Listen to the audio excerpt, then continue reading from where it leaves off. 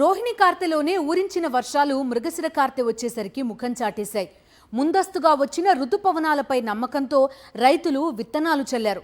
ఇప్పుడు వర్షాల కోసం ఆకాశం వైపు దీనంగా చూస్తున్నారు. మొలకెత్తినవి వాడిపోతుండగా వాటిని బతికించుకునేందుకు అరిగోస పడుతున్నారు. కొన్ని ప్రాంతాల్లో అసలు మొలకలే రాలేదు. మళ్లీ నాటేందుకు భయపడుతున్నారు. తెలంగాణ గ్రామాల్లో రైతుల పరిస్థితి ఎలా ఉందో చూద్దాం. తెలంగాణలో ఆదిలాబాద్ నుంచి పాలమూరు వరకు ఇప్పుడు రైతులందరి పరిస్థితి దీనంగా తయారైంది. ముందస్తుగా కురిసిన వర్షాలతో భూమాత పులకించింది. వరుణుడు కరుణించాడని రైతులు ఆశపడ్డారు. రోహిణీ కార్తెలో ఊరించిన వర్షాలు మృగశిర కార్తె వచ్చేసరికి ఉసూరుమనిపించాయి. ఉమ్మడి వరంగల్ జిల్లాలో 13 లక్షల ఎకరాల్లో వ్యవసాయ పంటలు సాగు చేస్తున్నారు.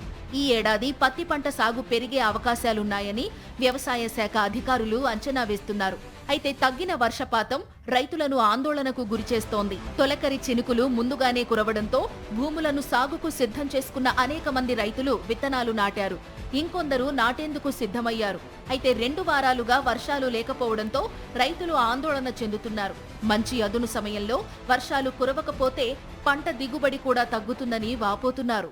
వారం లేక దుక్కి 2-3 సార్లు దున్నాం. గుంటకల్లో అంటే సింకు లేదా గింజనం ఒక్కొక్కసారి 3-4 సార్లు పెట్టినాం. గింజలు 5 ఎకరాలు పెట్టినాం సార్. ఒక్కటి మొలవలే. ఆనని ఒకటి మొలిచింది. వానం లేక ఇంత పరిస్థితి బాగా అయింది సార్. మాకు 10 పెట్టినా మళ్ళా పోయింది. మళ్ళీ వాన కొడతా అంటే అస్సలు బాలే సారు. ఇక మళ్ళా దున్ని మళ్ళీ 10 ప్యాకెట్లు తెచ్చిన. ఇక మళ్ళీ పెట్టిన నీళ్ళు లేవు, ఏం లేదు. వాన కొట్టమంటే అసలు వాన లేదు.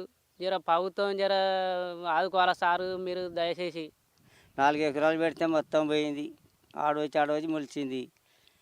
ఇక నీళ్ళు పోస్తా అంటే అసలే అక్కడికి అత్తలేవు సార్.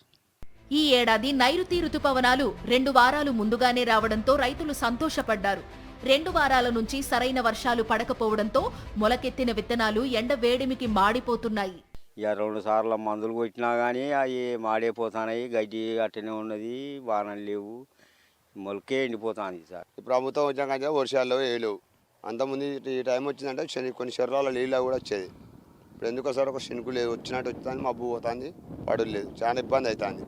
ఇప్పటికే విత్తనాలు వేసిన రైతులు తీవ్రంగా నష్టపోయే అవకాశాలు ఉన్నాయి. మాడిపోయిన మొక్కల స్థానంలో మళ్లీ నాటాల్సి వస్తుంది. దీంతో రైతులకు పెట్టుబడి ఖర్చు పెరగనుంది. మరి ఇప్పటికైనా వరుణుడు కరుణ చూపాలని రైతులు కోరుకుంటున్నారు.